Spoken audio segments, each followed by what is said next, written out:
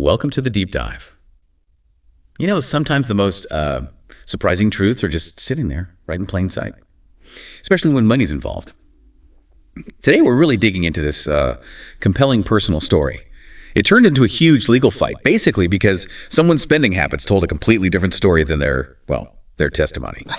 Okay, let's unpack this. Our mission today, really, is to show you how paying super close attention to financial records like bank statements can totally flip the script in a high-stakes legal dispute.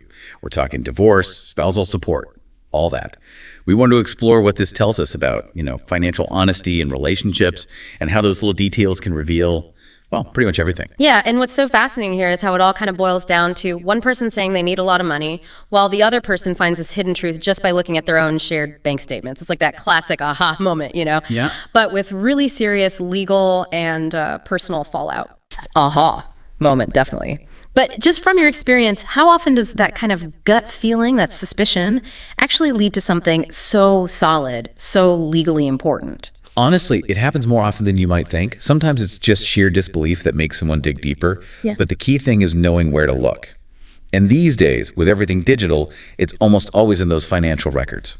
That's where the story usually is. Right, the digital trail. So our scenario here starts with a marriage, 12 years, no kids. It ends after the husband discovers, infidelity. And Kelly, the wife, she immediately files for pretty significant spousal support, like right away. Mm-hmm. And her demand was specific, wasn't it? $5,000 a month. Yeah, $5,000 monthly for 5 years. Which adds up to $60,000 a year. Quite a sum. Yeah. And her reason, she said it was to maintain this certain lifestyle she'd gotten used to during the marriage. And her lawyer really pushed this idea. The argument was, she'd sacrificed her career prospects to support the marriage, so she deserved this compensation.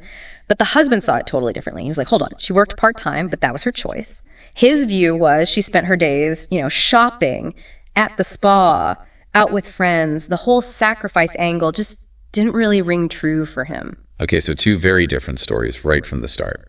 And initially, at the preliminary hearing, it seemed like the Judge Williams, was maybe leaning towards Kelly's side. He seemed pretty sympathetic when she testified about their supposedly quite lavish life and her fears about, financial hardship post-divorce. It felt like things might be going her way. Right, that initial testimony can be powerful. Right. Sets the emotional stage. But then came the big turning point. Something Kelly did, maybe thinking it was just convenient, but it turned out to be a crucial mistake. She used their joint bank accounts for absolutely everything. Said it was for transparency, convenience, but that transparency ended up working completely against her. That's the real irony, isn't it? What she framed as openness actually laid all her spending bare for the other side to scrutinize. A bit of a self-inflicted wound, you could say. Exactly. So the husband and his lawyer, Mike, they didn't just glance at the records. No, they spent 3 solid weeks digging through 5 years of bank statements during discovery. Mm-hmm. That legal phase where both sides have to share information, talk about doing your homework. And this is where it gets really interesting. What they found in those statements, it wasn't just minor discrepancies. It systematically took apart her claims. They found things like restaurant charges for 2 people.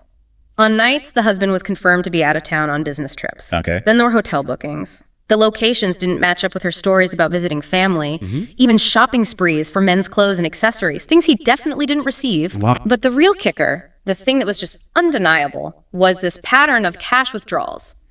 $3,000 every single month for the last 2 years, and always from ATMs in the same general area near her boyfriend Derek's downtown apartment. That consistency, the same amount, pretty much the same day each month, same location. All right. That feels like more than just coincidence, right? Yeah.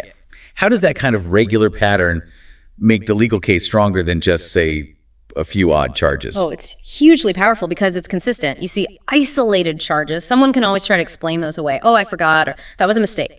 But a predictable, repeating financial habit, like taking out $3,000 in cash, same time, same place, every month, that moves way beyond miscellaneous spending. It points directly to a regular, undisclosed financial outflow, becomes really hard evidence of a separate financial life, basically. And for lawyers, finding that kind of pattern, that's gold. It's like the financial smoking gun. A smoking gun. Okay, so they've got this detailed evidence all laid out.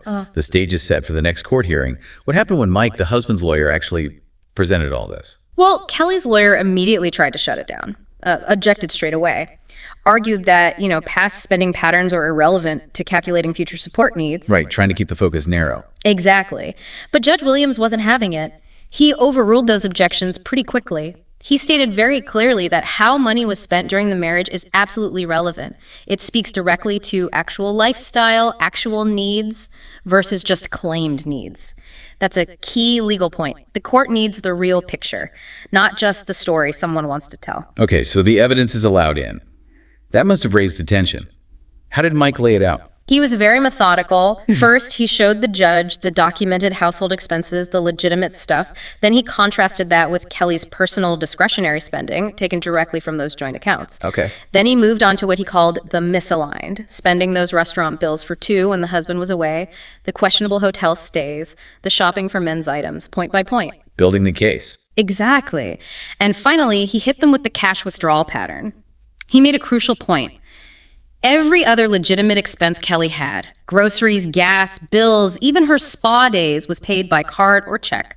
Traceable, which made those regular $3,000 cash withdrawals stick out like a sore thumb. They were extra, on top of everything else, and completely unexplained in the records. So the judge sees this pattern. What did he do?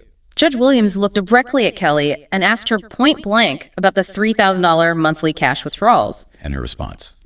Initially, it was pretty vague. She said something like, oh, it was for various personal expenses, miscellaneous costs. She just preferred to handle with cash. Kind of hand-wavy. But Mike had more, didn't he? This is where it gets really dramatic, I mean. Yeah. This was the moment. Mike then presented evidence directly linking those cash withdrawals, the timing, the locations near Derek's place, to Kelly financially supporting her boyfriend, Derek. He showed how the pattern started right around the time the affair likely began. Kelly's lawyer jumped up again, objecting fiercely. And the judge? Overruled again. Judge Williams explicitly said this evidence directly related to her claimed lifestyle needs and how marital funds were actually being used. It was a huge blow to her case. Wow. You could probably hear a pin drop. Pretty much. And faced with that specific evidence, the bank records, the timing, Kelly just broke down on the stand. She admitted it. Admitted she'd been using the cash to help Derek, her boyfriend, because he was having financial problems. That admission was it. Game over, essentially. So she admits it. What did the judge say then? Well, Judge Williams then had a very direct, very pointed question for Kelly. He basically asked her, how could she possibly feel entitled to $5,000 a month in support from her husband to maintain her lifestyle, when the evidence showed she'd already been spending $3,000 a month during the marriage on completely undisclosed things, namely supporting her boyfriend? Oof, that's tough. What could she even say to that? Exactly. She had no real answer, no coherent explanation for that contradiction. So Mike's closing argument must have been pretty straightforward after that. Simple and incredibly effective. He just reiterated the core point. Kelly claimed she needed $5,000 a month. The bank records proved she was already spending $3,000 a month on non-marital, undisclosed expenses. Therefore, her actual legitimate lifestyle needs were clearly much, much lower than the $5,000 she was asking for. The numbers spoke for themselves. Okay, so the arguments are done. Kelly's admitted the core issue. What was the judge's final decision? After a short recess, Judge Williams came back with a very clear, very detailed ruling. He found explicitly that Kelly's claimed lifestyle needs were, in his words, inflated by expenses that were not legitimate marital lifestyle costs. So the big question, did she get the $5,000 a month? Absolutely not. Her request for $5,000 monthly was flatly denied. Gone. Instead, the judge awarded her just $1,200 a month, and only for 2 years. And he specified it was to help with basic living expenses and legitimate transitional needs while she got back on her feet, not for maintaining a lavish lifestyle. Wow, from $5,000 for 5 years down to $1,200 for 2. That's a massive difference. How did Kelly react? Reports say she was visibly shocked and upset. Clearly not the outcome she or her lawyer expected. And did this affect anything else, like how they divided up their assets? Yes, it had a significant ripple effect. Yeah. Because her credibility was completely shot, and because the evidence showed she'd used marital funds improperly, essentially funneling money to Derek, her share of the marital assets was reduced. Instead of the typical 50-50 split you might expect, she ended up with closer to 40%. The judge factored in that misuse of funds. That makes sense. And it makes you wonder about the boyfriend, Derek, in all this. Well, perhaps unsurprisingly, once the court ruling came down and Kelly's financial situation drastically changed, Derek disappeared. Poof. Gone. Wow. Completely vanished from her life. It really seemed to underscore, what the foundation of that relationship might have actually been. So fast forward a bit. What's the update on Kelly? Yeah. Did she appeal? How's she doing now? She did try to appeal the decision, but the appeal was denied. The evidence was just too strong. So she's had to make some major life adjustments. We hear she moved into a much cheaper apartment. She had to give up things like her regular spa memberships, those fancy shopping subscriptions she had. Reality check. Big time. And she's had to increase her work hours significantly at her part-time job. It seems the whole ordeal served as a pretty harsh lesson in, well, living within your actual means. And definitely a lesson about the consequences of not being truthful about finances, especially in a legal setting. And Derek, still MIA. Completely. The update suggests he rather quickly found another financially supportive woman, so no reunion there. Wow, what a story. Ultimately, this deep dive just hammers home the power of documentation, doesn't it? The power of facts. Sometimes maybe the best response, or even revenge, if you want to call it that, is just laying out the cold, hard facts and letting people deal with the consequences of their own actions. Absolutely. And it speaks volumes about the legal process, too. When faced with clear, undeniable, documented evidence like those bank statements, the system often does work. Kelly, at the end of the day, she got support based on her actual documented needs, not her claimed ones. Nothing more, nothing less. Justice based on proof. Yeah, this case really shows how financial transparency, even if it's sort of forced transparency like here, can become the ultimate judge of truth. It makes you think, doesn't it? How our own spending habits, the ones documented in our bank accounts and credit cards, tell a story, whether we mean them to or not. And connecting that to the bigger picture. I mean, think about the digital footprint we all leave now. Every tap, every click, every transaction is logged somewhere.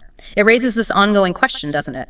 In this age of easily accessible data, what does a story like this tell us about personal privacy versus legal accountability? Where's that line anymore? That's a really good point.